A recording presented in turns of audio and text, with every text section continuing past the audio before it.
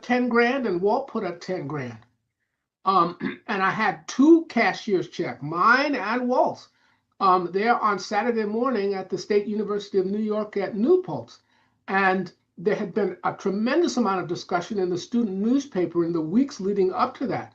So, and as everyone knows, Walt had tried for 30 years and not been able to get a debater. So I was really hyped and hoping with double the money that we would really be able to get something going. And I had been wolfing and bragging for several weeks on the university campus and had the sheet there ready for somebody to sign. And then for nobody to show up, boy, I was livid. I'm saying, you do all this talking and stuff outside of the ring, but when somebody wants to engage you, you won't even show up. I mean, man, I was fighting, man.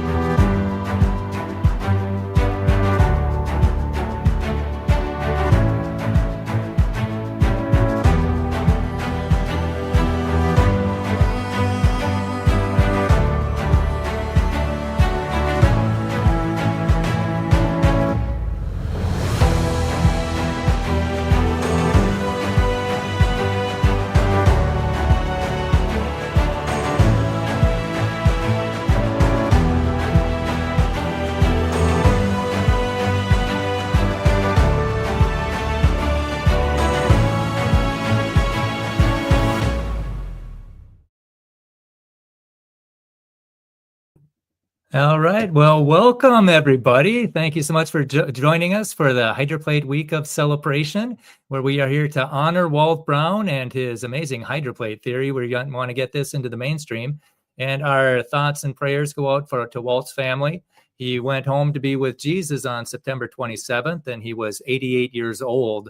And so he did about as much as he could do with his life, as far as all the study and the family man and the military man and the teaching at the academy. Just an amazing man, and all the study and all the research that he did. We want to make sure that doesn't fall by the wayside. What we want to do is help get the hydroplate theory into the next generation, because this is an amazing theory. Some people may not know what it's about. I was on there was a podcast. Ken Ham was on the Creation Today podcast, and I chatted some questions in there, like, what do you think of the accurate HPT predictions? And somebody commented and asked, well, is HPT a new form of AI like ChatGPT? And I said, no, it's the hydroplate theory, and it logically explains 25 major features on Earth and in the solar system, and it makes some astoundingly accurate predictions. And it's also being validated by NASA discoveries. And for more information, go into the Brian Nickel YouTube channel. So somebody learned about the hydroplate theory. And that's what we really want to do this week. We want to get this into the next generation, so all this information just doesn't fade into history. And and who's going to do it? Well, it's not going to be the secular scientists. They don't want this there. And it's not even going to be the creation scientists. They seem to want nothing to do with the hydroplate theory for whatever reason, and the creation organizations too. So this has to be a grassroots movement. So we need you, and we need everybody. Everybody, someone can't do everything, but everybody can do something. So I just encourage you to share these links. They're on the Hydroplate Week of Celebration YouTube channel. There's some promos there that you could share with your friends and invite them to come to this week of celebration and see what God does with those seeds that you plant. And remember, that's what happened to me. 21 years ago, my cousin Carol, she sent me a copy of this video called The Age of the Earth, and it changed my life. I'd never heard that fossils were a sign of a flood. I had never heard that evolution was based on lies, and it changed my life. And I encourage you to plant seeds out there. Just open the door to creation, and maybe somebody will kick it down, because there's a battle going around here, and there's a battle raging all around us. There's a battle between God's truth and Satan's lies, and the ground zero for that battle is creation versus evolution. And we've got a theory that makes accurate predictions, and we've got to get it into the mainstream. And another way you can impact the younger generation is do your Christmas shopping. Give them some hydroplate merchandise. And you can find that at hydroplate.org. There's a store, and also rsr.org. There's a store. And invest your money in God's kingdom instead of man's kingdom. And so that's what we like to do. And we also want to give people an opportunity to think. And, the government schools don't do that. They give people a blind chance perspective of the past. That's the Big Bang and evolution, and that's all that's allowed. And so it's like, thinking your computer came together by chance. That'd be absurd, right? Well, how much more absurd to think your bodies got together that way? And yet that's all that's allowed in the government schools. And so as Christians, we should have a higher standard than that. If there are multiple theories out there, that we should present them so people can think. There's the catastrophic plate tectonics, and there's also the hydroplate theory for the flood. And I suggest that the creation museums put them both in their museums and let people see the strengths and weaknesses of each theory. And then I'd also like to submit that, submit the hydroplate protocol. Before your theory is presented, you present all the accurate predictions you have and what your current predictions are. And if it's a biblical theory, put your biblical support that distinguishes that from other theories.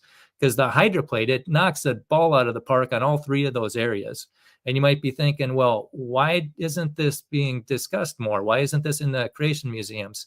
Well, you're going to have to tune in tomorrow night at 9:05 Eastern. Pastor Kevin Lea is going to explain the story behind the story. But until then, let's move on, get people up to speed with what the hydroplate theory is. And here's a quick overview that was taken with on the Liberty Sentinel report. So enjoy this.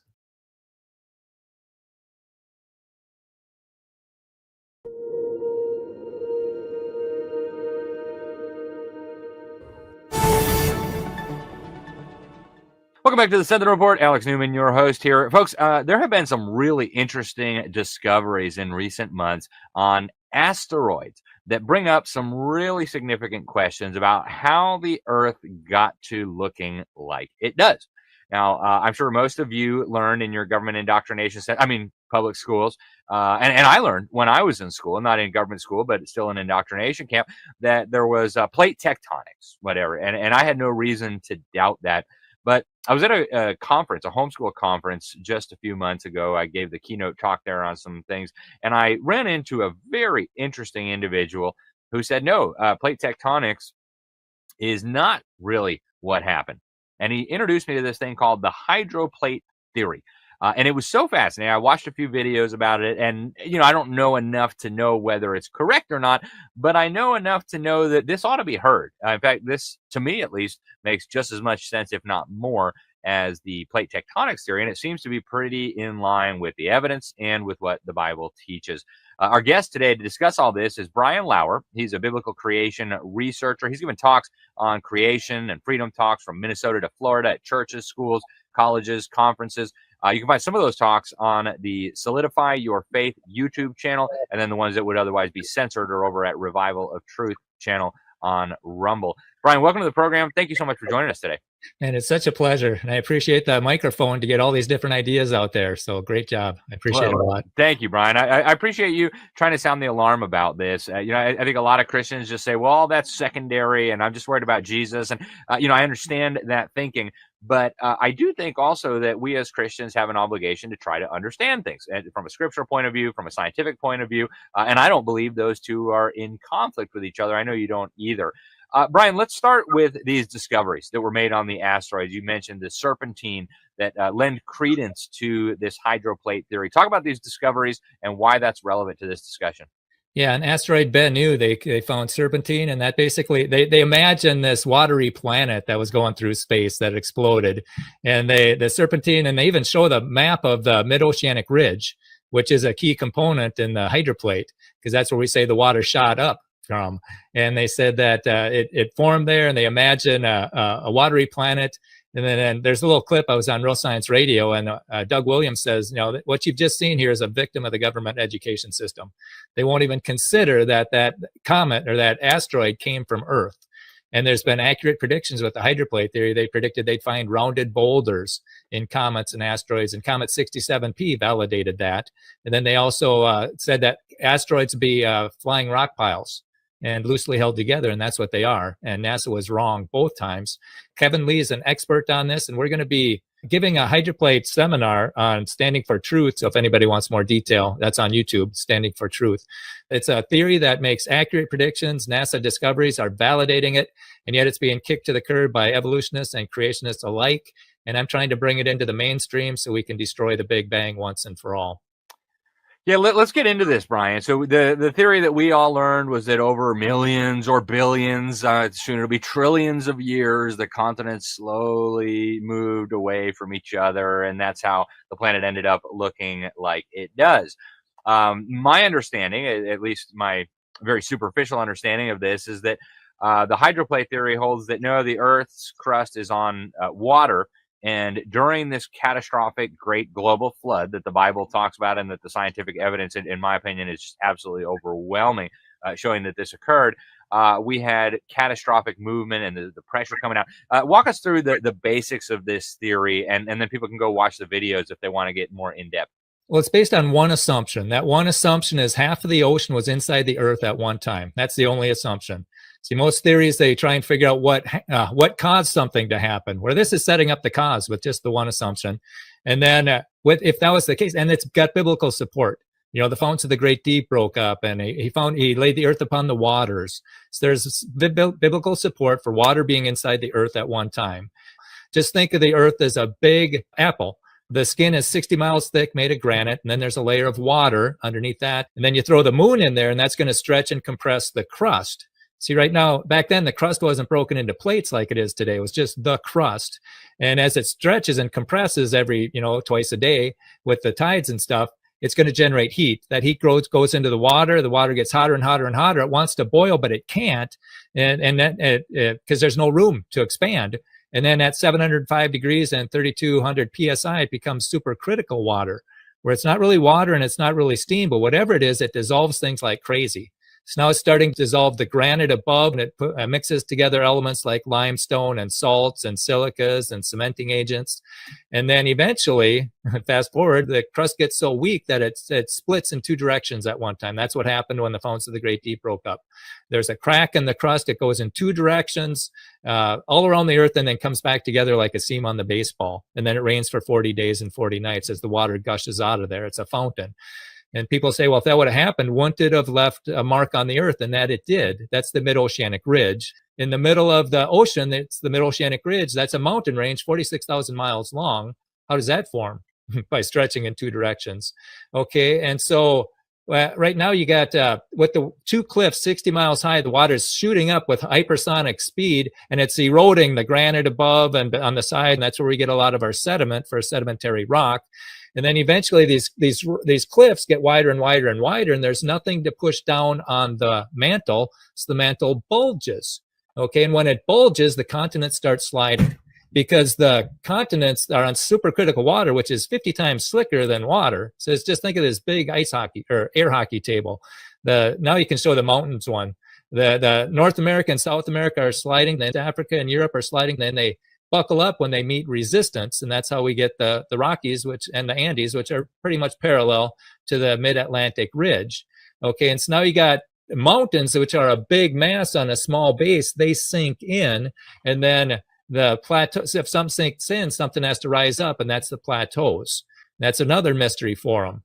Okay, and then as that's how you get Grand Canyon. That's a whole nother talk, but you can see that on my YouTube channel. Okay, so the mountains sink in, the plateaus rise up, and similarly, as the mid-oceanic ridge rises up, something has to sink in, and that's the Pacific Ocean. So the Pacific Ocean sinks in, and that's why the trenches, that's why that ocean is so much different than all the other ones. It's got all this volcanic activity and table mounts and sea mounts and trenches. Mariana Trench is a mile deeper than Everest is high. Okay, so then the water which was covering the earth gushes off the earth to fill in the Pacific Ocean, and Walt Brown thinks that happened on the 150th day of the flood. That's the eruption. You had the eruption phase of the hydroplate, and then the continental drift phase of it, which he thinks was about 24 hours. And then he thinks the mountains rose up in about an hour. Okay, as they crushed like a car accident, just crushed up there. And then as it went up, it pushed the atmosphere, and then you had this big wind coming, like a tsunami of wind going across the earth. Okay, and so then the water gushes off, cuts these canyons, which the submarine canyons are cut then, but the continental shelves are still sticking out. So it cuts the canyons, the continents sink down, and then the oceans rise up and bury those submarine canyons. And then we have the ice age, and evolutionists can't explain that, but we can.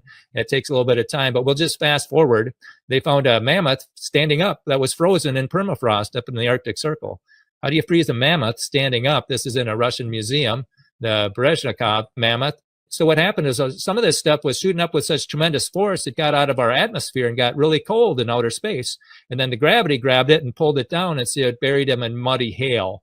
How deep, I don't know. But that's how it froze the mammoths. And then fast forward a little bit, and some of this stuff was shooting up with such tremendous force that not only did it escape our atmosphere, it escaped our gravitational pull. So now you got this ice and dry ice and mud and stuff flying around. You got like dirty snowballs in the solar system. That'd be our comets. That's why our predictions about what they'd find in a comet were accurate and their predictions were wrong. And then also the comets, the asteroids, and the trans-Neptune objects came from Earth. And that's what the orbits are showing. That's what they're finding inside the comets and asteroids are showing. And so this is a theory that's been very robust. And they say, well, if that happened, wouldn't it leave a mark on the moon? And it's like, yeah, the near side of the moon is pounded and the far side isn't. You have all these lava flows on the near side of the moon, and that's counterintuitive because the Earth protects the near side of the moon. So it's answering all these things, and even goes on to say how he thinks radioactivity formed during the flood, but that's a whole nother topic. I would just suggest people watch Brian Nichol videos on YouTube. And also we've got some and Real Science Radio, rsr.org. When I listened to Walt Brown being interviewed, that colored in the details, and I've never seen the Earth the same. Or the solar system. So I'm just trying to get this into the discussion. Let's have people look at it. There should always be competing hypotheses so people can think. If they only have one that you're banging all the time, people just memorize. And that's what the evolutionists do with the plate tectonics. And that's what Christian organizations, the big ones, they only have the catastrophic plate tectonics, which is a secular model sped up. How does subduction begin? What's the mechanism? What's the force? These big plates move with those mountain roots so deep. There's a lot of unanswered questions. And then there's a book here called 20 Reasons to Question Plate Tectonics, which is really good. And also the guy who mapped the seafloor, Tectonic Globalone. This is from N. Christian Smoot. He was in the Navy. He was measuring he was mapping the ocean floor. And what he's saying, and a lot of it was top secret, he couldn't release it, but now he says, it doesn't work. Wow. And so I think that we should have multiple competing hypotheses. At those big museums, they should have plate tectonics, catastrophic plate tectonics, and the hydroplate. Show them all, let people think instead of just what they want people to think. Yeah, no, and after watching some of those videos and looking at some of this evidence, I agree with you. This is something that at least needs to be considered. It's something that scientists need to look at and come up with some explanations for. Brian, this has really been a pleasure. The best way for people to watch these videos that you're talking about, that would be at the Solidify Your Faith YouTube channel, and then the ones that would be censored, those are at Revival of Truth on Rumble. Is there any other place people can go to get some of these? Yeah, I would strongly suggest Real Science Radio, rsr.org. That's a radio program, comes out once a week. And also it's also on YouTube, and listen to the Walt Brown interviews. And you can go into rsr.org/HPT, and you can download this 600-page Hydroplate book, 600-page, go into rsr.org/HPT. You see this cover, and then there's a 9th edition button underneath it, and you can click it and download it for free. And that's a good site. And then also there's so much on that website alone, like the objections to the theory and the answers to the theory. And so it's just a great source. And then Mike Snavely, he's got missionimperative.org.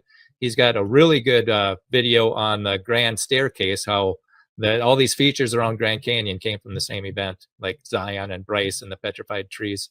So anyhow, there's a lot to go into. Again, but Brian Nichol is very good at it.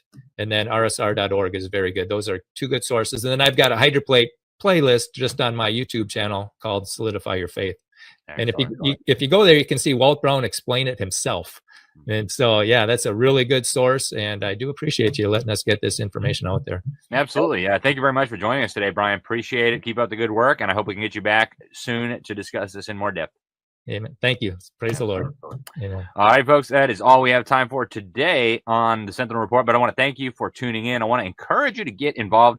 Don't just be hearers of the word. We got to be doers. So we need to get out there and do things, not to save ourselves. We cannot save ourselves, but because God has called on us to be doers. There's so much that needs to be done. The harvest is plentiful, but the workers are few. So let's get busy. Thank you for tuning in. I'm Alex Newman. This is the Sentinel Report. Until next time, God bless you all.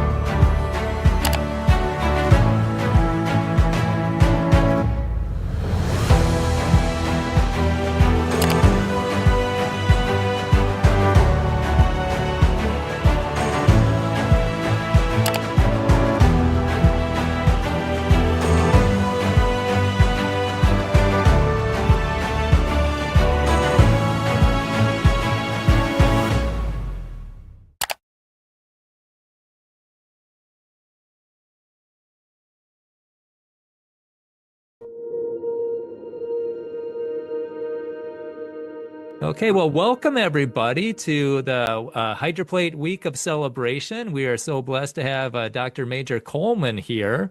The first time I was exposed to him, he was on Hope at Night, and he destroyed evolution. Man, I can still remember how you offered, what, $20,000 to anybody who would debate you. And so welcome aboard, Major Coleman. We're so glad that you're here. Good to be here. Amen. So did anybody ever take you up on that $20,000 offer? Unfortunately not. People were always surprised. They said, well, man, that's a good thing. At least you got to keep your money. It wasn't about keeping money. It was about engaging. Yeah. And wow, since we've started there, we should really talk about it. Half of that money was mine and the other half was Walt's. Really? So we put that together. I put up 10 grand and Walt put up 10 grand. And I had two cashier's check, mine and Walt's, there on Saturday morning at the State University of New York at Newport. And there had been a tremendous amount of discussion in the student newspaper in the weeks leading up to that. So, and as everyone knows, Walt had tried for 30 years and not been able to get a debater. So I was really hyped and hoping with double the money that we would really be able to get something going. And I had been wolfing and bragging for several weeks on the university campus and had the sheet there ready for somebody to sign. And then for nobody to show up, boy, I was livid. Right. I mean, I was really, really ticked. I'm saying, you do all this talking and stuff outside of the ring, but when somebody wants to engage you, you won't even show up. I mean, man, I was fighting, man. It was the weeks after that, at the university campus, people would stop me and ask me, they say, what happened to the 20 grand? And I'm saying, I went home with it in my pocket. Really? What would have they had to do to get the 20 grand? They'd have to step up to... All they had to do, Brian, was to sign. Well, now, wait a minute. Let's first of all, you have to qualify. That is, you have to have a PhD in a natural or physical science. Okay. So I had plenty of people, high school science teachers who wanted, just wanted some money. And I'm saying, look, no, that's not adequate. Really, to understand what was going on, we're really saying, look, I'm putting my name and my reputation on the line. Are you willing to do the same thing? Exactly. And that we could, and we had an evolutionary studies department on campus, and the State University of New York has a statewide evolutionary studies department. So I figured with that kind of depth, certainly we would find someone with the courage to come forward. I'm saying, am I that scary? I mean, is it that? I mean, really? What is your educational background? As long as we're on that, I am a lawyer by training. I have a JD. I have a PhD in political science and a doctor of juridical science in jurisprudence, that is the science of law. So my educational background is social science and law. It's And the however, scientists were afraid of you. The scientists who knew the science didn't and want to I talk to said, you. look, you've got, and I tried to tell them, look, who am I? Exactly. You know, who am I? Yeah. Surely with all, geology, biology, chemistry, Right. astrophysics, all of you together, surely you would be able to actually crush me, and I would be so devastated. Can you Yeah. imagine how I would feel for that to happen in public? All of my students would say, boy, Major, that, I mean, really, they just mopped the floor with you. I mean, believe me, I would never come forward again. Look, I'm gonna have Well, to it's be honest. pretty telling that they don't step up to the microphone. That their Look, silence speaks volumes. look, the evolutionary studies department, they didn't get to be in evolutionary studies by being stupid. All right, is they know, of course, I've been on campus for a long time. They know that I'm a fierce debater. That is, Yeah. and all the science isn't going to help you once you get into the ring. That is, Yeah. my job. My job is to destroy you and to laugh about it. That's my That- job is to, yeah, that's my job. But I of course I didn't want to show that face because I really wanted to get someone to sign. Um, Praise the Lord for people like you, Major. I Hold their feet to the fire, put them in uncomfortable positions and let's see well, what they do. I failed. That's all I can say. And No, you didn't fail. You didn't fail. No, you showed that they're afraid to step up to the microphone. You showed that, and if somebody does want to step up to the microphone, Standing for Truth has a really good YouTube channel where they line up debates all the time. So if there's any evolutionists out there, the it's good to see genius, both sides. It really is. the genius of Walt's challenge, and I really want to say it was my mentor, Dr. Walter Brown. The genius of Walt's challenge was that the basis of it was a written debate. So in a Mm, verbal debate, of course, you can lie, and most lay people will not know that. But in a mm. written debate, of course, if you do that, that is, the literature is going to destroy you, Right. and everyone will be able to see it. And that was the great fear. Oh, And of yeah. course, as scientists, they knew, as trained scientists, they knew that when it came down to the empirical evidence, Right. that they could not back that up on paper. And Exactly. And yet and they that's in the journals, but in the high school textbooks, it's all, cut and dried. We got it all figured out and they don't. And you exposed them. So praise God for that. I told him, I said, look, you better come with all the science that you've got, radiometric dating, carbon 14, Bremsstrahlung radiation. I'm saying because we're going to show up Saturday morning and we're going to be smoking. And that again, the weeks after that, people would stop me on campus and they'd ask what happened. And when I told them that I went home with the money in my pocket, they were always shocked at that. I mean, Mhm. because they thought, how could all the and I offered to give the money to the Department of Evolutionary Studies. How could Yeah, they not take that if your argument was so strong? So exactly. we made a lot of headway. Oh, yeah. Um, our program on campus was very forceful. Here is for you to see is a maybe I'll back it up. Noah's Ark. This is a 1 to 220 scale model of the arc. Yeah. My model that I take on campus is 1 to 48. Now, Yeah. this only weighs a few ounces, and so 1 to 48 is about 5 times larger. And Yeah. you'd say, well, how big can that get? It gets 12 feet long and 300 pounds. That's how big it gets. Wow. Multiply it by boom, boom, boom 5 times. Boy, believe me. And I made that model because at the first presentation that I attended with Walt, he had his HO model, scale model there, which is about 1 to 84. And I was so impressed with that. I had never seen how big the ark was, and Oh, to yeah. see it Yeah. with trains and trucks, I said, good night, it was gigantic. Yeah. And so I wanted to do my teacher one better. So I made it O scale, which is twice the size. And then I realized, you know what? Now I understand why Walt didn't do that. Stop saying that was a mistake. And people can see that on that Hope at Night. You had that arc there, right? Yeah, unfortunately, I hurt my back. Oh no. And for weeks after that, I was walking with a cane. It weighs 300 pounds. It's made out of white oak. It's not a small thing. Oh boy. Oh boy.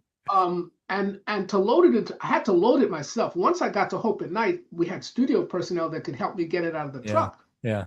But to make it to scale, and I'm saying absolutely to scale in terms of the width and everything. And the eyewitness accounts that we have showed that the Ark was not, unlike the tourist attraction in Kentucky, the Ark was not made out of lumber. No boat like that could survive the flood. It was made out of hewn logs, so there was no frame on the inside. My guess is the logs it was tongue and groove construction, and they were slid together by heating tree sap mixed with cotton and then filled it with water so it would swell. So it was incredibly strong. Wow. So to make a 12-foot box out of white oak with an inch thick, you can imagine how it gets heavy pretty quick. Oh yeah. And so the students really loved it. Oh yeah, you had mentioned that you were that Walt Brown was your mentor. What are some of the experiences that come to your mind when you think of those days walking with today's Isaac Newton? Walt shocked me. So I was a graduate student at the University of Chicago at the time, and Walt's program was advertised on the Moody Broadcasting Network. And so I went to see him. My son was in kindergarten at that time. So just to give you an idea how long ago that was, my son's a professor with a PhD in his own right. Well, congratulations. But he's in kindergarten. That's how long ago that was. And of course, Walt always remembered me and my son there. And I remember I was so shocked at the information and the evidence that Walt gave. Walt was always tough. I don't know that Walt had a light side to him. And what impressed me, so every question I would put to Walt had a scientific answer for it. Sure. Sometimes it was frustrating because Walt was such an excellent scientist. Yeah. And as I prepared my program, and I would ask Walt questions, particularly about alpha decay in radiometric dating. And you would think that because my field is not in natural or physical sciences, that Walt would go easy on me. No way, no, Major. He says, hey, Major, no, he would just tell me flat out, no, Major, that's wrong. Read it again. And I said, hey, well, can't we cut to the chase? Why don't you just give me no, read it again. You're going to master alpha decay. And I want you to know why. And why does having too much helium and too much, whatever the mother and daughter element is, that is whatever it degrades to, if it's uranium lead, that is lead and helium or whatever, potassium argon, why can't you have both of those elements in large quantities, and why do they contradict each other? And he wants to make sure that I know my stuff backwards and forwards. So, I learned it really well. I'll tell you one thing about Walt that it scared me. And when I had my programs, Walt would tune in and watch. Ooh, good. And I told my students, you get nervous when I'm testing you. My teacher is watching me do his program. Imagine how I feel. I'm nervous too. Yeah. And Walt told me, he said, Major, that was an excellent program. And great. To hear that coming from a scientist at that time, the greatest living creation scientist in the world, tell me that my program was excellent, really pushed me forward. It really, really affirmed me. And that's what Walt was like. Wow. That's what he was doing. So was that But the what power amazing. station? Was that the power station program? Yes. That was the Power Station program, which we've done on campus, which was an all-day program, 4.5 hours. Whoa. It Wow. was just like Walt's program, 4.5. Well, no, we didn't do 4.5 hours straight, right? Yeah. Yeah. We broke it up into three 90-minute sections and then 90 minutes of question and answer, just like Walt's programs. Walt's programs were all day. Yeah. And we provided lunch and breakfast and lunch for the students. And Brian, I don't want to, I can't take credit because I was simply copying Oh yeah. my mentor. That's all I was doing. That's yeah. And that's, I'm not the scientist, I'm the megaphone. And I think we need more megaphones out there to tell people what the smart people are doing. Because if they, if nobody knows what they're doing, it doesn't help. So yeah, it's Walt, yeah, I think but you stepped up to the microphone. There's value in that. There's a lot of value in that, and then sharing stuff that opens the door to creation and the Hydroplate to other people. I think there's a lot of value in that. So thank you for studying and for being able to do all those, the power station. Now, is that the powerstation.org or power station? that's right. That's powerstation.org. We will be, besides Hope Channel, that is, I've been on Hope Channel twice and in the Bahamas. I'm in Miami right now, but next year I'm I'm originally from New York, and Miami is strange to me. I still can't, for a long time, I kept thinking, what are those palm trees doing here? And then someone told me, they said, Major, the palm trees belong here. You don't. Well, you were in a free state, so there was something to that. Yeah, Miami is strange, but next year we'll be doing our program again in Durham, North Carolina, where I recently left. So we'll be having a program, and we'll make sure that you know about it. And it will be, I'm going to tell you right now, it's going to be a tribute to Walt and to Hydroplate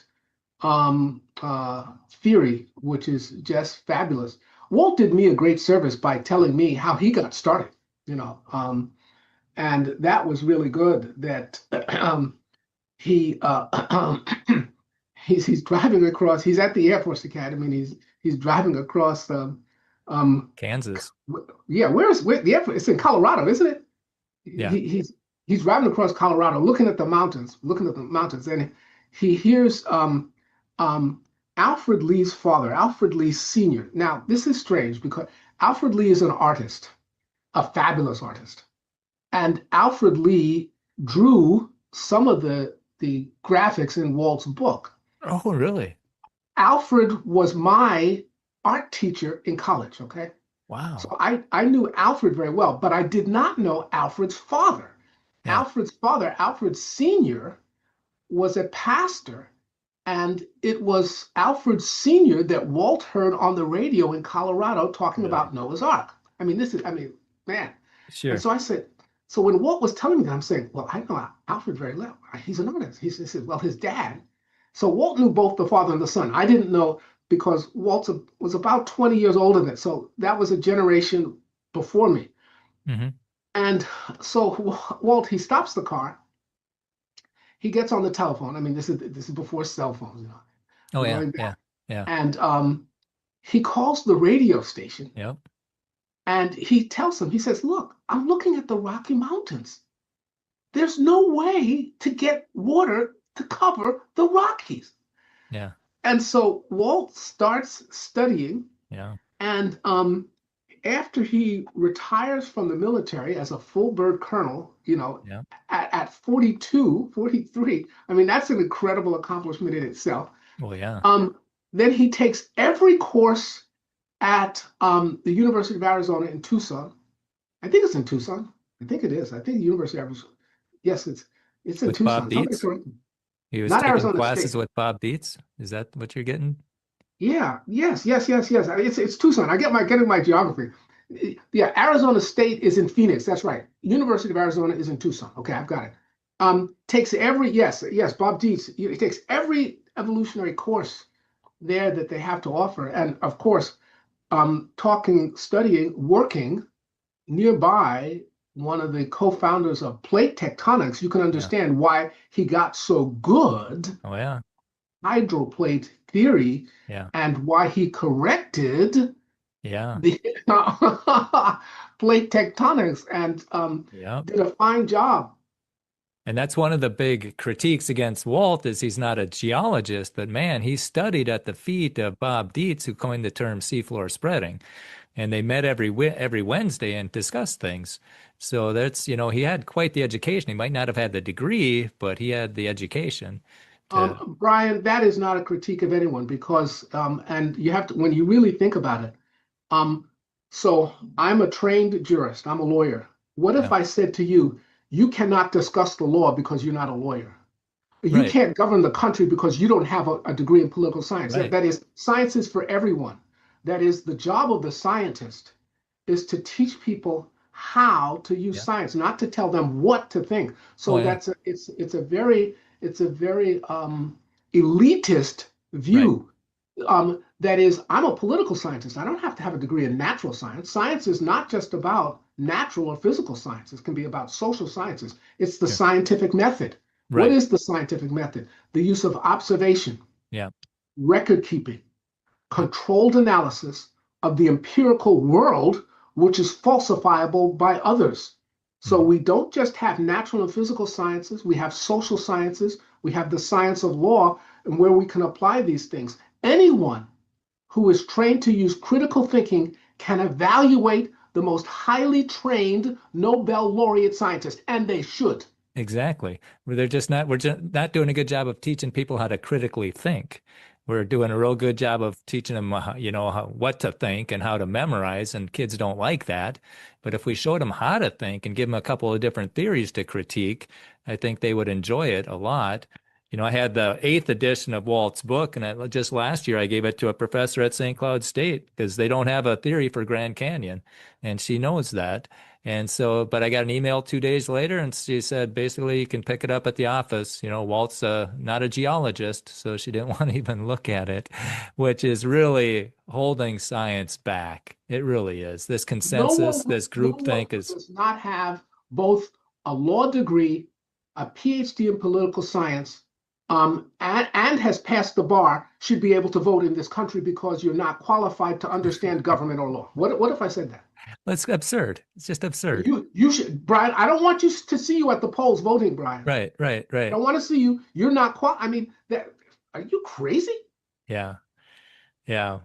So your son was in kindergarten when you met Walt, and My then you son, stayed in touch with him, and I you still would, Walt would come through Chicago every year, and yeah, I would go and take my son to the programs every year. So I mean, and I was in Chicago for 8 years, and he would see my son getting bigger and bigger. yeah, And then after I graduated and started teaching, sure, I would stay in touch with Walt as he went through the editions, various editions yeah. of the book, and and of course they got bigger, more extensive, and of course I always had questions, and Walt would write to me personally. I still have his letters. Oh, praise God. We would talk on the phone. Um, One of the biggest issues I had after the fifth edition was Walt. We talked a lot about the Atlantic. What was going on in the Pacific? Yeah. As Walt began to address those things, I was simply astounded at how he used science and addressed every single issue. Why is the Pacific called the Ring of Fire? Why is Mhm. it twice the size of the Atlantic? Why is it Mhm. twice as deep? Where do volcanoes come from? Where Mhm. do comets and asteroids come from? Just an incredible. I have to, Brian, I know we don't have time um, to go on because we're talking about decades and we're trying to fit it into a few minutes. But Walt was one of the first to really address the issue of origins generally, creation versus, excuse me, evolutionism. Yeah, there you go. There you go. Stick it to him, creation science versus evolutionism. But he was one of the first to really address forcefully the racial issue there. And that when you're really talking about evolutionism, you're really talking about a racist point of view. You are, yes. I pushed it further than that because what was talking about the science, and I'm a trained social scientist, and when we look at the stats, many people don't know this, but it'll be coming out in my articles probably this year. Evolution is a theory of origins primarily held by whites. Oh, really? Primarily held by whites. Sure. And its strength is whites in the academy. I mean, in college. That's Sure. where now generally whites are split about a third, a third, a third. That is a third solid creation, a third theistic evolution, and a third hardcore evolution. Blacks are the only racial group in the United States that the majority are solid creationists. Really?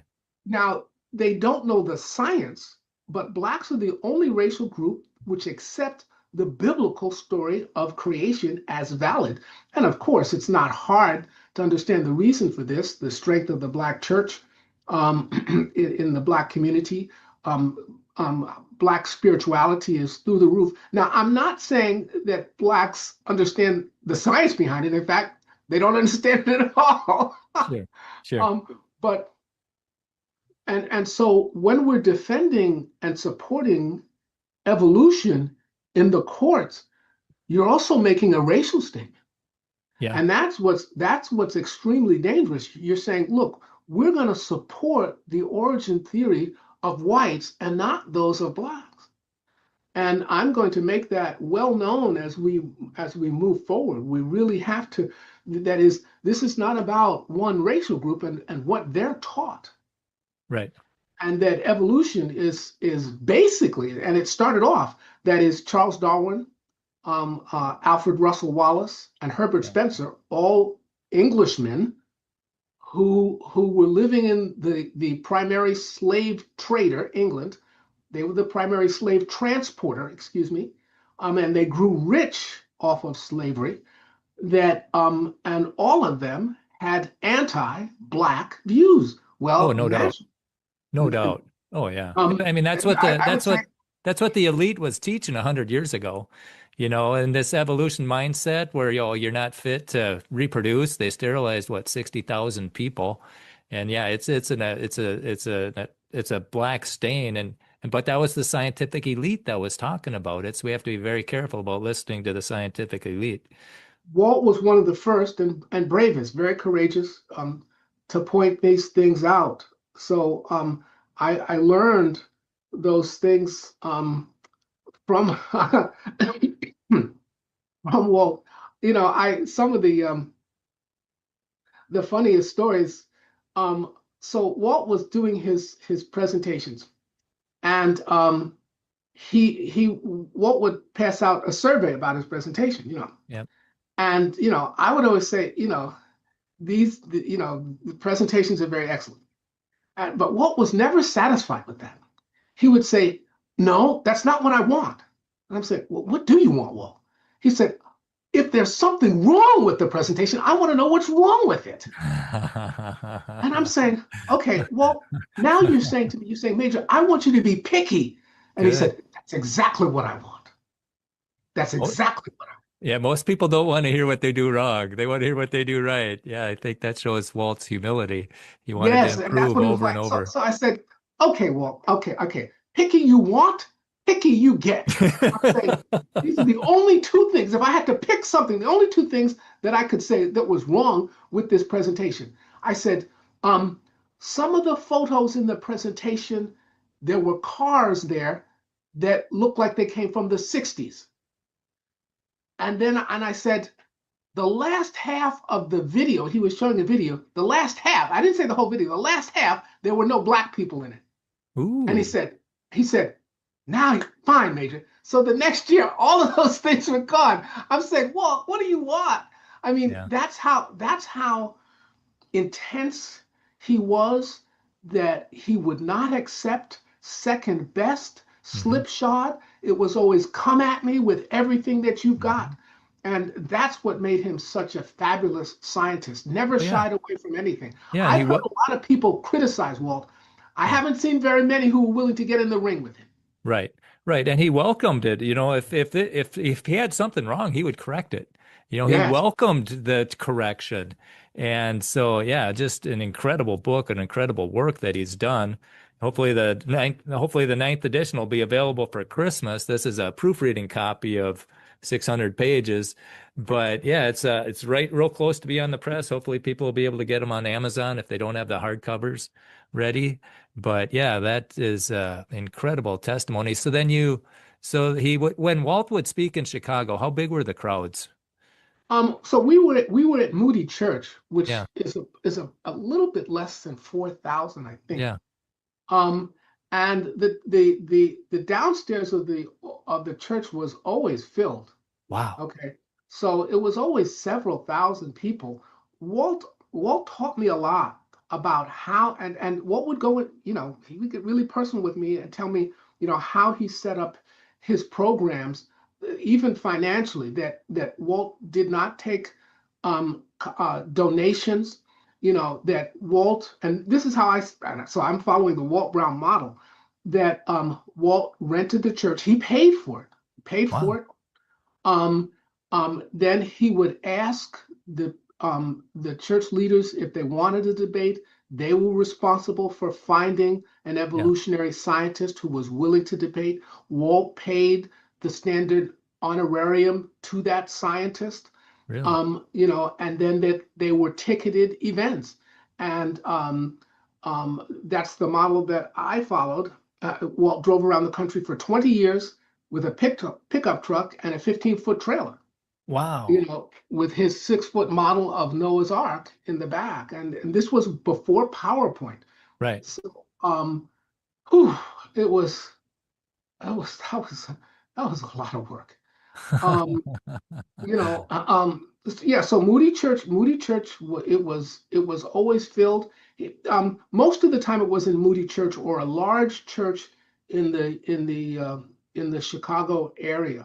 And he was able to pack it. And so people are interested in this. I mean, to get the crowd there, he must have had a pretty good promotion, or people just, they Well, just it was, wanted to. of course, the Moody Broadcasting Network. So it was always and in the whole Chicago area. So that was another part of Walt's model.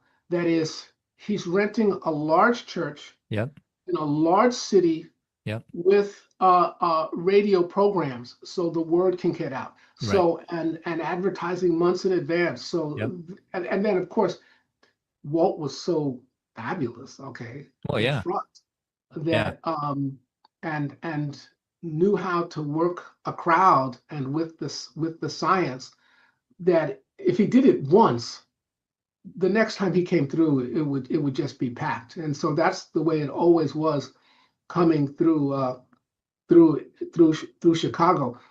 You had to be careful though, because if you could learn enough just to get yourself in trouble.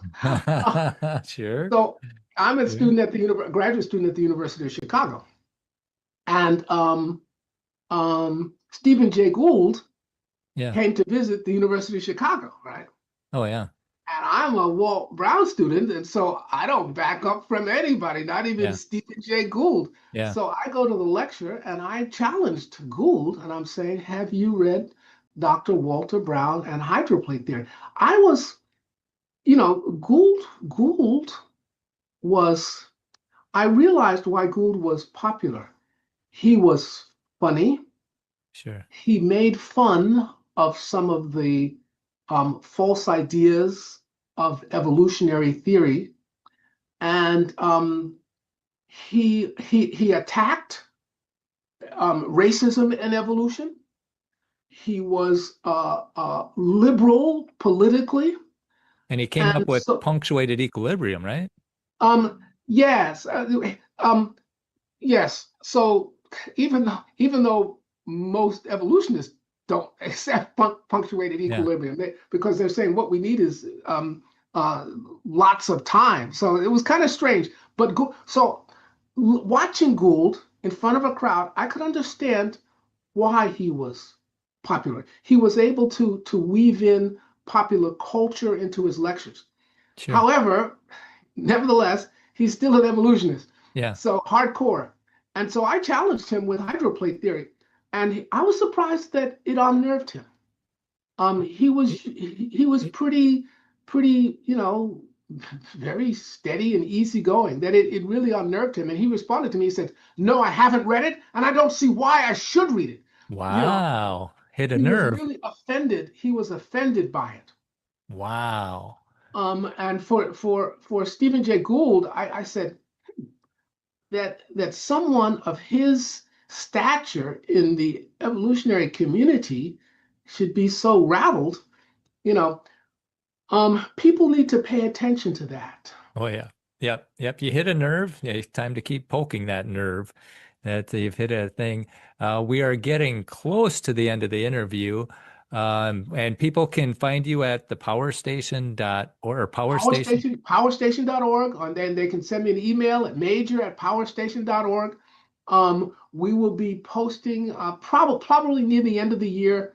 We will be posting our presentation that's going to be in Durham, North Carolina, probably in June, and they'll be able to go to Durham, or they'll be able to watch it online. And I want to wish you and everybody at the Center for Scientific Creation good luck as you publish the 9th edition.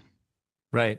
Yeah, and that thing in Durham, maybe that'd be nice to have a hydroplate conference there. If you're there, maybe some other people. I don't know what the logistics would be, but yeah, let's get to Durham, North Carolina, and to check you out. And yeah, that's so blessing, such a blessing. Do you give churches or do you give talks at churches or anything like that? Yes, I do. If you go online, if you look at me online, you can see the programs that I did in the Bahamas and at Hope Channel. We don't always get to record all the programs that are at churches. All the churches, they're not always equipped to record these things, but the larger programs are. Brian, I want to say in closing that at this point, in terms of the science, we have no other theory other than hydroplate theory. I know. When we're talking about the geology of the Earth, we have no other viable theory. That's it. Right. And we just need to get it into the mainstream. Hopefully we get into some creation museums and creation organizations start talking about it more. There is a museum in Nebraska called Broken Bow, Nebraska, that has it. It's called the Boneyards. So we'll see who's going to be second. But yeah, what a blessing. You're right. This is the best time to be alive because there's so much evidence against the Big Bang and evolution like never before. And this information is more easily accessible than ever before with the internet. And now you've got people like you making it understandable like never before. So all we need is just a few more people in the battle and just get this snowball rolling.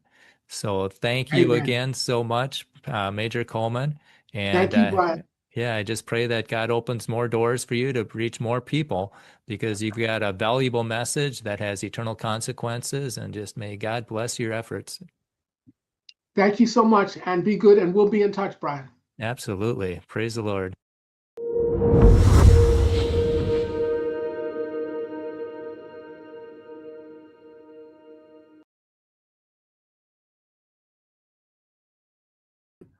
All right. Well, wasn't that fun? Yeah, I really enjoyed that interview, and that interview is available right now on the YouTube channel. And for some reason, it's not showing up under the playlist. But if you click the playlist, let me just share my screen with you for just a second. Yeah, we got a little bit of time. Let's see. We're going to share screen, and let's see, share screen, the whole screen. And there we go. And we'll just show you how you can get that. Let's see, we're going to let that into the, oh, here we go. We're going to allow it in. And we are going to go into the Hydroplate channel. So as you notice, we're live here, and this is the week of celebration. It should show up here, but it doesn't. So if you click the play all thing, then you're going to see down here, you're going to see these two interviews have already been posted. So if you want to share them with anybody, feel free. That's what we're trying to do. And we're not building a kingdom. We just want you to be informed. And we're going to take a little look, a sneak preview about what's happening tomorrow. Let's see here. We're going to do right here. This is a promo for tomorrow, which you can look for. Let's see, I'll take that. A shout out to Randy Galusa, the current CEO Amen. of Yes. Institute for Creation Research, because he invited me to present comets and asteroids from the hydroplate theory perspective at their headquarters in Dallas. Oh, He's yeah. at ICR, and he paid for all of his employees, Yeah. all the scientists there on staff to Yep. sit in the room. And he started out by saying, we're here today to correct an injustice. That's Yep. what he said. Oh, he did. Praise He the said, Lord. this is to fix an injustice. Yep. Dr. Brown's theory has been completely censored. I'm not quoting, might not Oh, be yeah. quoting exactly here. But he's been censored, and we talk around here about, hydroplate theory people say this, and hydroplate theory people Yep. say that. And we're going to fix that we're going to let them talk. Amen. We're going to listen.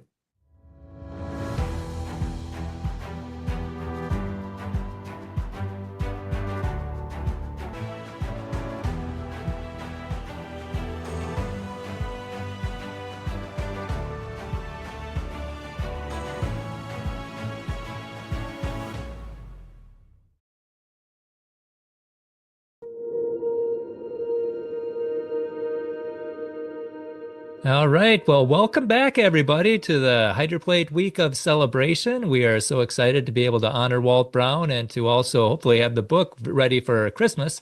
Those would be excellent gifts. And we are honored to have Dr. Matthew Welborn here tonight. And he spoke at the 2023 conference. So we are so excited to have more and more PhDs stepping up to the plate for the Hydroplate. So welcome aboard, Matt. We're glad to have you here. Well, thank you. I appreciate it, Brian. Thanks for having me today. Oh, no problem. No problem. Now, where did you get to your PhD? Where was that? So I actually graduated from Colorado, or from the United States Naval Academy. So I served as a naval officer in the U.S. Navy. I was a nuclear submarine officer. And after that, I decided to go back to school. So I did 6 years in active duty in the submarine service. And I went back and got a master's in electrical engineering. And then I got a PhD in electrical engineering as well at MIT. At MIT. Yes, sir. So it's a great opportunity to go and study and spend a number of years in really focused work, learning a pretty complex field. Well, and that's not just a diploma mill there. You got to know your stuff to go in there, and a nuclear naval officer. So, boy, sharp as they come. And so somebody, it's quite a blessing to have somebody with your intellect that's looking at the hydroplate theory. What draws you to the hydroplate? Why would you want to give talks at that conference? Well, it's interesting. My background is a little bit similar to Walt's. So Walt also was a military officer. I believe he was a graduate of West Point, wasn't he? Yes, West Point. And so he was an Army officer. Now, he served an entire career in the military, but he did go on to get a PhD as well. Right. And he went to MIT also. He was going to go to. Okay. Yeah, He's got a couple of years Caltech on or me. MIT, and he picked MIT because that was the best. And when he tested in, he was in the 99th percentile. So Wow. yeah, so we got some sharp people that see the logic in this hydroplate theory. Engineers tend to love it. What was your degrees in? I have a undergraduate degree in systems engineering, control systems, and then a master's in electrical engineering and a PhD in computer science and electrical engineering as well. Wow. So you know how to study and you know how to you know how to think, that's for sure. Well, it's a pretty broad area, but a lot of my work has been in signal processing, in RF systems, so radio systems, communication systems, wireless. So I've worked in a number of different fields, but I like to think of us as people that look for the patterns in the noise. That's what I spent a lot of my career doing, try to figure out what is buried out there in all the data as we sift through it and understand what's inside of it. And with Walt Brown's, it's such an all-encompassing theory with all that data and all these mysteries that he's able to tie it together in one theory. What a blessing is that? What was that if you had to pick one thing that says, I think the hydroplate is accurate because of, what would you say? What do you think goes to the top? Oh gosh, just picking one thing. Well, I became a Christian in my 20s, and up to that point, I would say I was a believer in evolution. I thought that science had all the answers and they had things figured out from a secular perspective. But after I became a Christian, I had to sort that out, and I realized that we really didn't understand how everything around us came to be. And in particular, in my field, we look at the flows of information, and we look at the source of information. We look at how does information move back and forth between different systems. And I began to understand that in living systems, it's the same thing. And there's a lot of scientists who are looking at the origin of information, the flow of information, and as well as not just in biological systems, but how is this whole world around us designed? And so I think Walt kind of pulled together a lot of different things in his theory.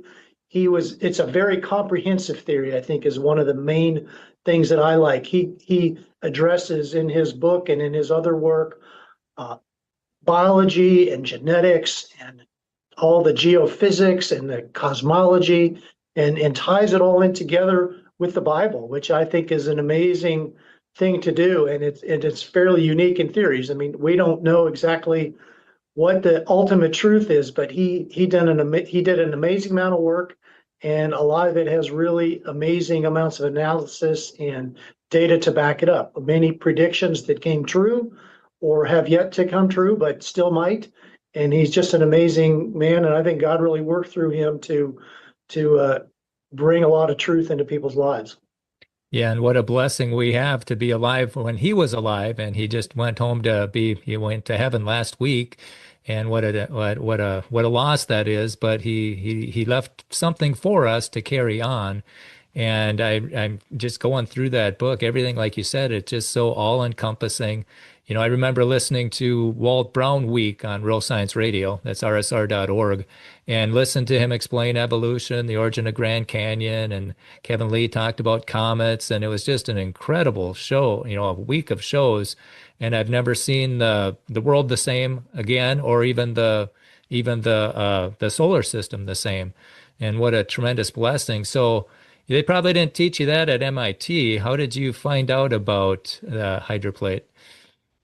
Well, as I said, after I became a Christian, I spent many years, decades, kind of working back and peeling back the layers of what I had learned in school and what I thought I understood about the world, about life and about the universe, and began to peel back the layers. And it's clear that the Bible was presenting a story about creations and origins that was very different than what most secular people believe.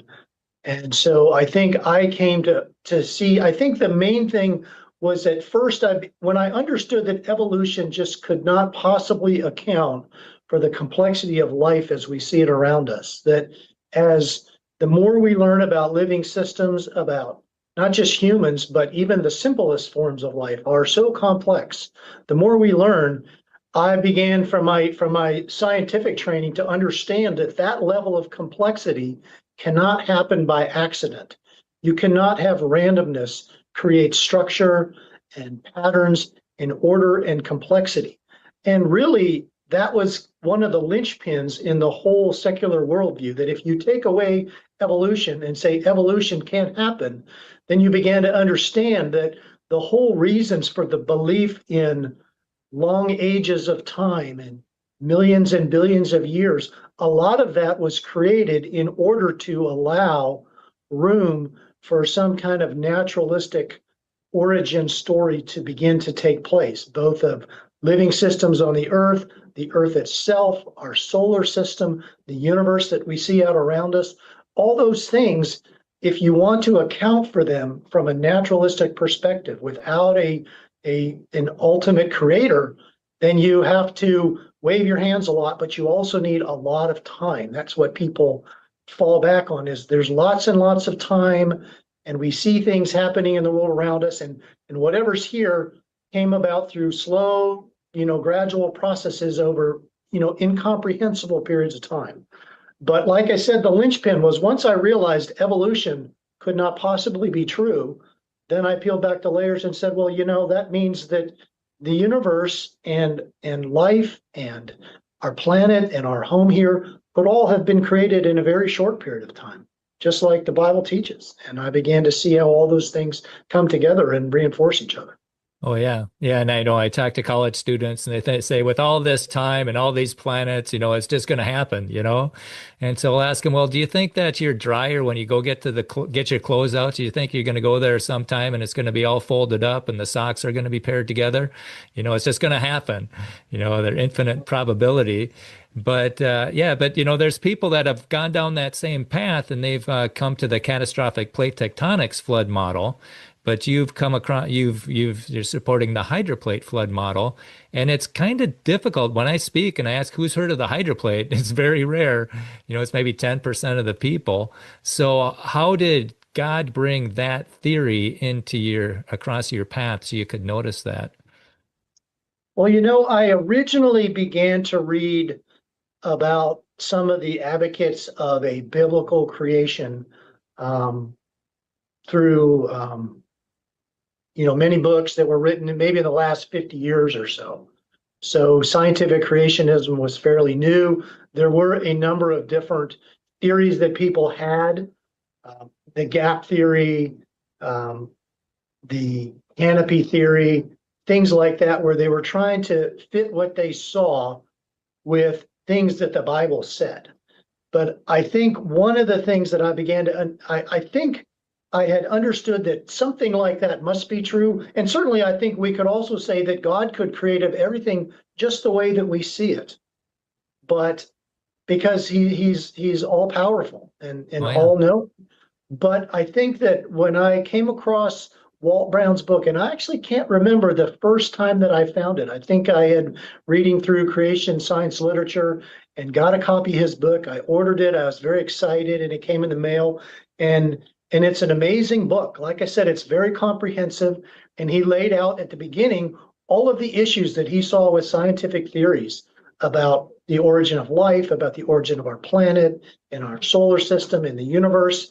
And then he went through step by step and created related his model that was quite different than the canopy theory, right? Canopy theory said there was the origin of rain for the flood and water for the flood was some reservoir of water high up in the air, but I think it's been rejected, right? People began to understand that. But I think Walt Brown had this vision, this revelation to him, and I think it was divinely inspired, that the water was just what the Bible said. The Bible talks about the fountains of the deep, and that's one of the big differentiators with hydroplate theory, is that the source of water that the Bible talked about was vast amounts of water underneath the surface of the earth. And as you go and take a look at that theory that he created, and he iterated on it for many years, but you could see that it really lined up with what the Bible was kind of teaching at a very high level, that this was all there. The earth was the origin of all of these things, the water that God used in the flood. And Walt Brown kind of laid it all out in a way that showed there were huge amounts, vast catastrophic processes that occurred that really we had no experience with. And I think that's one of the hard things for people to understand, is just how large and how catastrophic these events were, that vast continents of land and rock could shift around very rapidly, that the total amount of water that's in the oceans or a significant part of it rushed out of subterranean caverns and flooded the surface of the earth. I mean, it all makes sense that everything kind of comes together nicely, but it explains so many things that I think science still cannot explain. Oh, yeah. One example that in his book he talks about, and this was a surprise to me, nobody had ever pointed out to me all the things that we don't understand about our solar system, about asteroids and comets and the moon, and the reason that we see all kinds of debris and trans-Neptunian objects and debris out in the orbit of the Earth around the sun. And he actually made an amazing case that a lot of that material started out on the Earth. And the rupture of the Great Deep was so catastrophic that it ejected a huge amount of water and rock and debris and even organic chemicals out into space. Up above our atmosphere, some of it fell back as torrential rain, but a lot of it actually was launched into space because it was such a huge, huge event. And it's amazing how he was able to show that explained many of the unknown things, the inexplicable things that we have that scientists just can't account for the origin of in our solar system and here on Earth as well. Yeah, I know that there's articles on trans-Neptune objects, and they're puzzled because they're orbiting, some things are orbiting the wrong way, and they can't explain that with their Big Bang theory. And I think that this hydroplate theory will destroy the Big Bang once it gets into the mainstream, because it makes accurate predictions. It explains 25 major features on Earth and in the solar system, plus NASA discoveries are validating it. And Walt's son, Rob, he teaches at the U.S. Air Force Academy, and he wrote a paper that got published in a secular journal that explains how the trans-Neptune objects got out there, and basically said they came from the inner solar system, in the relatively recent past. So he has to choose his words carefully, but I think that's a euphemism.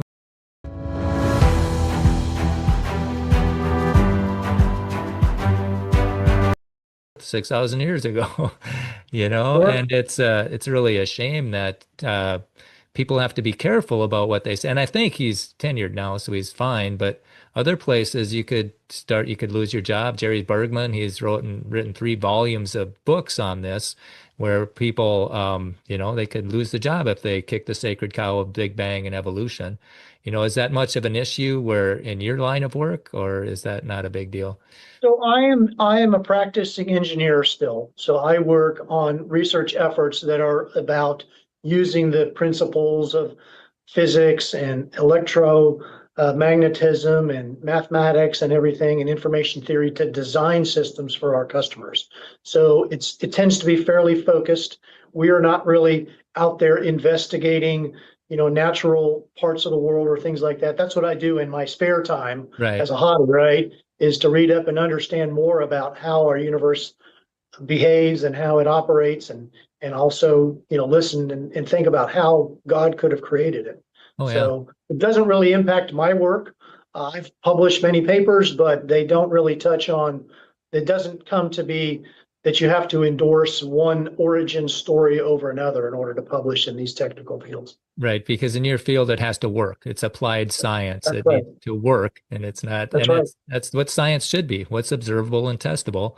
And it bothers me that they're teaching a blind chance perspective in our government schools. And not only that, they're using errors. There's false information to get the kids to believe that. And so and like Walt Brown, he said that every student should do an origins project. They look at the evidence, and then they look and try and figure out what's the best explanation for the fossils and the layers of rock and the DNA and the solar system. And then they come to their own conclusion, and whatever they decide isn't what matters. It's, can they articulate it? Can they argue the point logically? And that would teach them how to think critically.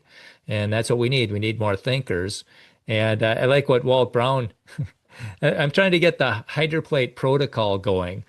Before you present your theory, present your predictions and your accurate predictions and biblical scripture. Before you say anything, we want to know, how accurate are you? What biblical support do you have? And what accurate predictions are there? So we're trying to blaze the trail there. And hopefully there's going to be some museums that allow the hydroplate theory in there. I think that's one of the big theories, the big dominoes that has to fall. And so we've got it seems to be like the accurate theory. How do you have any ideas on how we can get this into the mainstream and have it impact the culture better? Well, I think that certainly the way that people learn about new ideas has changed in the past years and past decade or so. There's a tremendous amount of time that people spend reading and listening to material online, YouTube channels, online conferences, Zoom meetings, and blogs and shows like this where we can talk just casually across many miles and exchange ideas. And that's opened up an amazing amount of exchange of information.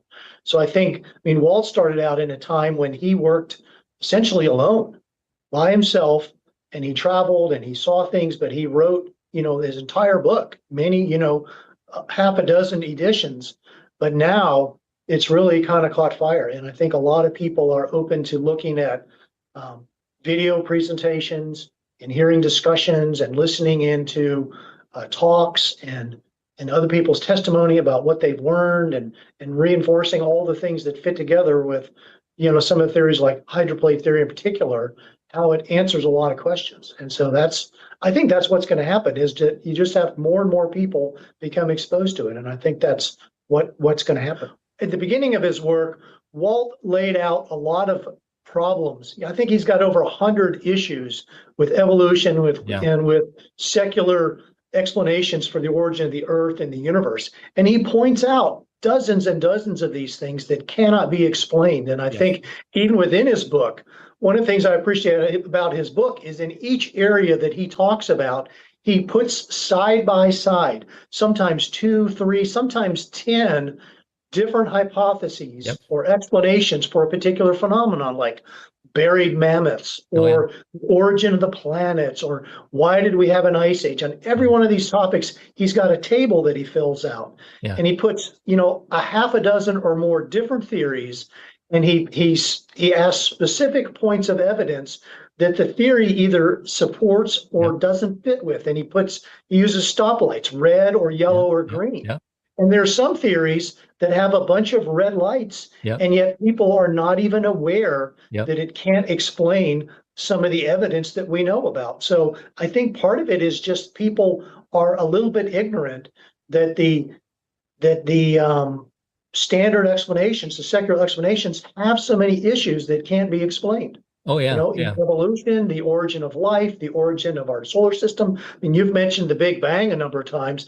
The Big Bang really is not even well defined. There are many secular scientists who have rejected the Big Bang because they don't believe that it can explain what we're seeing. And I think now with the James Webb Space telescope that's been deployed, that we're finding many, many things that don't fit with what scientists had expected to see before it was launched, about the things that they see in distant parts of the universe. As they look out into the universe, it doesn't fit what their ideas were. And so we're having to go back and rethink a lot of the things that they thought were true. And it's such a laughing stock. Jason Lyle, he said, your James Webb predictions are going to be wrong. And once you realize they're wrong, then I predict you're going to say galaxies formed much sooner than expected. And he was right both times. And there's a cosmologystatement.org. It's an open letter to the scientific community that shows all the holes in the Big Bang theory. But then it goes on and says, but all the funding goes for Big Bangers. So you just get this self-perpetuating theory, because that's where all the funding goes.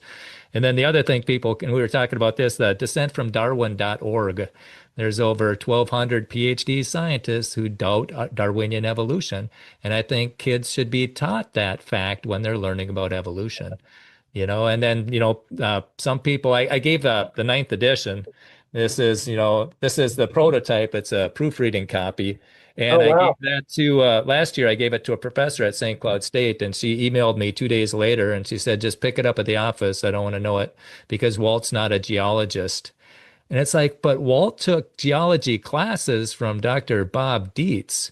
He's one of the key plate tectonic guys out there. He's the guy who coined the term seafloor spreading. And not only did he take classes with him, he met with him every Wednesday for a couple hours, and they discussed things. And one time, Walt asked him where all the limestone came from, because limestone releases carbon dioxide. And it's like, and then Bob Dietz says, beats the blank out of me. So there's an amazing number of issues like that Walt covers in his book that I had no idea. And I'm not a professional geologist either. And I think, and Walt's not claiming to be. But what he does do is he has read the literature. He has talked to experts, as you said. He spent a large amount of time with experts. but he also was widely trained in many different fields. Yes. And he's asking questions. He is a layman, but I don't think it's true that geologists are the only people that can talk about geology, for example. Well, right? exactly. Sometimes the breakthroughs come from people who are outside of the groupthink. I think Sure. John Wooden said, when everybody thinks the same, nobody thinks. Sometimes you need an outsider, like Ignaz Semmelweis. He figured out you should wash your hands after doing autopsies, and what a radical idea that was. But he was ridiculed because it was outside the consensus. And so Well, we I have think many people that are scientists are so specialized in their fields today. If they're a evolutionary biologist or if they're a geologist, they don't really understand the relationships and what the issues are in the other fields oh and yeah, how they're related and how they call into question, things. If the Earth's not really old, then an evolutionist should reevaluate that, or a geologist should take a look at that and reevaluate the things that they're saying in a different way. And I think many of them do. But I think we're so specialized that it's very difficult for a person to understand such a wide range of different fields and how there are issues that are in many of them that draw into question all of this whole comprehensive explanations about where we came from and how the universe originated. right. And I think that was Walt's superpower, if you will. He was so knowledgeable on so many different areas, from, radioactivity to chemistry to astronomy, just so well read. And so sharp too. I mean, a lot of that stuff just goes way over my head, but he's able to condense it into an understandable form. But then he's got all the sources for it too, all these amazing, all these scientific journals that he's sourced. And so it's such a blessing that he's done all that work. And that's one of the things that motivates me. I want to make sure that this hydroplate theory gets into the next generation, because I think Walt Brown was today's Isaac Newton. He just understood so many things, and I would hate to see that fade into history. And so we're doing whatever we can. And hopefully this week of celebration, where the book's available, where people can get it for online and for Christmas. But yeah, we're getting close to almost out of time. I do appreciate all the making time in your busy schedule. Are there any closing comments you'd like to say before we take off? Like I said, I appreciate your work in celebrating Walt. I think part of it is to acknowledge, all the work that he did. And as you said, even though Walt passed away recently, I'm excited to see that there's a whole community of people that I've gotten to know over the last several years that you've connected with. And we've been at some of these events together, and I think celebrating Walt and his life and all of his work. And I think it's fantastic that this new edition is going to come out, because if somebody has read one of the earlier editions, the 9th edition is just amazing. I've read the PDF. I think the PDF itself is twice the size of the 8th edition book, which is one of the ones that I had. So there's a huge amount of additional information. And I was a nuclear engineer, so I appreciate all the new material on radioactivity. Oh yeah. These are amazing evidences that nobody else can even account for. Nobody else has even thought about them. And it's amazing to see. So I just encourage people to take a look, plan on spending, you could spend the rest of your life understanding how God created this universe and this earth around us. And it's just amazing to see. So glory to God for what he's done, for how he has opened people's eyes to see that. And I think it also shows us that we were not just the earth and the universe and this planet and human life, but each one of us was created in an amazing way, that we're not here by accident. And I think that when people come to realize they have a creator and each one of us was made in an amazing way, I think people will see their place in the universe and their relationship with God in a whole different light. So I'm thankful that this whole study of creation science has changed so many people's lives and opened their eyes to what the reality of this world is and where they fit into it. So I think God will use it in mighty ways. So I appreciate your work and others that are working in this area as well. And that's really the motivation for all of this. There's going to be an eternity, and the people are either going to be with God or without, they're in heaven or hell. And a lot of people are believing the Big Bang and evolution is fact, and they reject the Bible. And if they reject Jesus Christ, they'll end up in hell. And this is a good way to help people see that, the Bible and science go hand in hand. There's no opposition. And you had mentioned the 9th edition. If people are interested in getting that PDF, you can go into rsr.org/HPT. That's rsr.org/HPT. And then you see this book, and underneath the book, it'll say 9th edition, and you can click on that. And then you can download it. And I think everybody should download it, because who knows, you'd hate to have it on the internet and you can't get the internet for whatever reason. And then it's really neat online, because you can search a term like predictions, and you can go through and then you can see all the predictions he's made or whatever you're interested in. But it is nice having a book too, because you can go outside and just go Walt Brown surfing from one footnote to the next footnote. It is an incredibly fun journey to be part of. And I do thank you for being one of the leaders in this endeavor, because I think you're early to the party. It's going to be interesting to see who's next. So again, thank you so much for your time. Sure. What a blessing that is. And and you're part of the Triangle Association for the Science of Creation or something. Science of Creation, right? We call it TASK. So there is a local creation science group where we get together. We actually publish a newsletter. So there are original papers that are written regularly, and we publish that newsletter. And we have monthly meetings where we get together and discuss some of these topics. We present people's work and people's papers. We also review some of what's going on in the world around us, the literature and videos and other material that people have done. So it's been a great way to fellowship with other people that have similar interests and try to make an impact on the community around us. So it's been a great ministry as well. And a good resource for technical expertise. I mean, there's a lot of scientists on that club. And yeah, that's what I think that needs to happen. That's another domino. There should be regional creation clubs that have speakers that come in or Zoomed every month or two. And then I think there should be a creation club in every community where you can get together and show movies and bring people to the regional community speakers and just get this snowball going, because it is a lot of fun. But again, thank you so much for what you're doing, and may God bless your efforts. Thanks a lot, Brian. I appreciate it. Have a great afternoon. Bless you too. You too.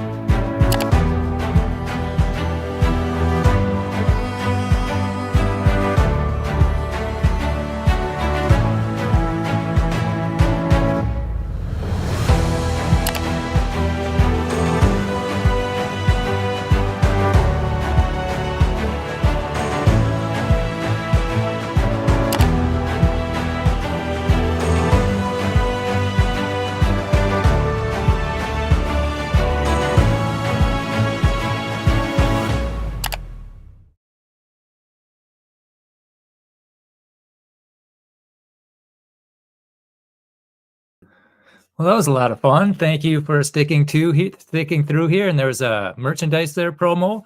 I encourage people to download the 9th edition PDF, and I'll show you how to do that in just a few seconds. And then you can put it in a cup that you get from Real Science Radio. We'll show you where to get that too. This one says, never underestimate the power of supercritical water. So it can be a conversation starter at work. And this one says, it sounds crazy until you look at the evidence. That's a quote by Walt Brown. And these are the coffee mugs that are available at hydroplate.org. You go into that store, and then you can hit the merchandise button.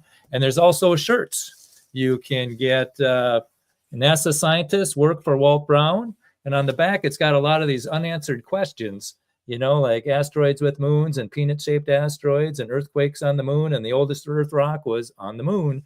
And so, yeah, that's some stuff that to get and this one's long sleeve. And you get this one here's got a whole bunch of the stuff that Walt Brown had got right. So that's what we're trying to make your Christmas shopping easy, so you don't have to stand in line. And we give you opportunity to support God's kingdom. And let's just show you I'll share my screen and show you some of the pages where you can get more Hydroplate information. So I'm going to add this to the screen. I am going to show you, let's see, we'll go into, this is rsr.org/HPT. This has so much resources here, and it just goes on, and interviews and answers to questions. It's just, This you could spend probably a month just on this one website alone, rsr.org/HPT. It's incredible. And here's the biblical support right here. The Hydroplate's got them all, and the other ones hardly have any. So you can play with that. That's rsr.org/HPT. And Real Science Radio, they also have a YouTube channel with, I don't know, must be hundreds of videos. And they also have a Rumble channel with, guess how many? 2 videos. Mine's one of them because it got censored on YouTube. So if you want to see what YouTube doesn't want you to know, you can go into Rumble, Real Science Radio. And then this is my YouTube channel, or YouTube webpage. It's solidifyyourfaith.weebly.com. Weebly. And my brother asked me, what does that mean? I said, it means I'm cheap. Saves me hundreds of dollars a year because that's a free website. And you can play around with that. And then Brian Nickel has an excellent Hydroplate channel. He is just incredible how he can animate it, and it makes it very understandable.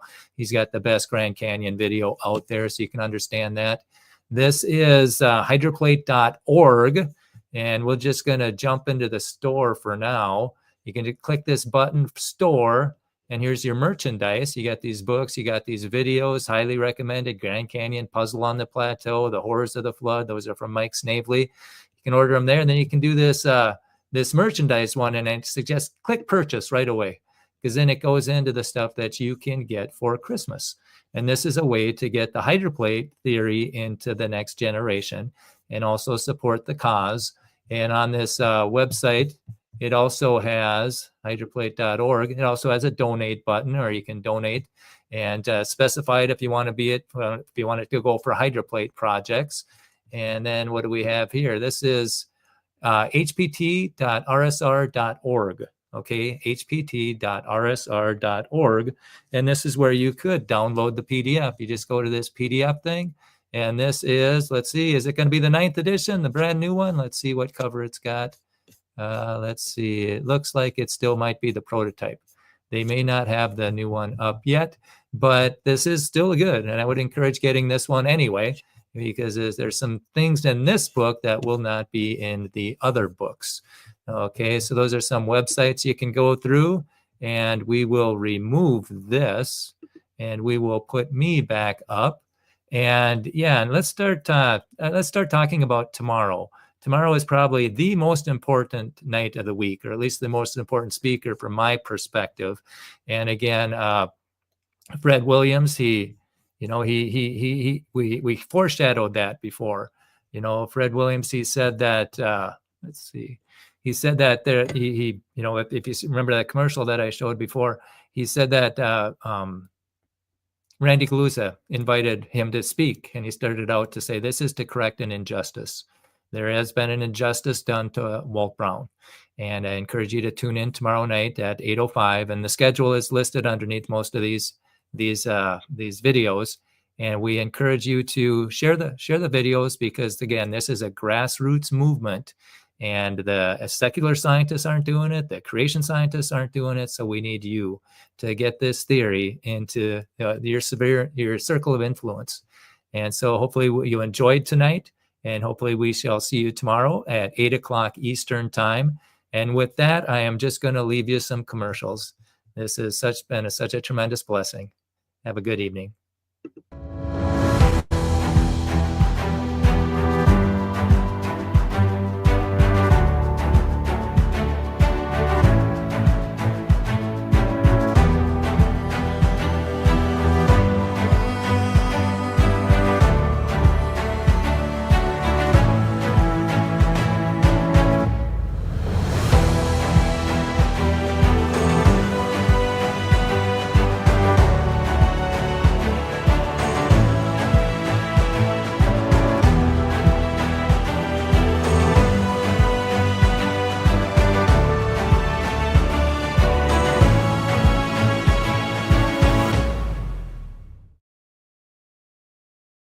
I want to do a shout out to Randy Galusa, the current CEO of the Institute for Creation Research, because he invited me to present comets and asteroids from the Hydroplate theory perspective at their headquarters in Dallas. Oh, yeah. ICR, and he paid for all of his employees. Yeah.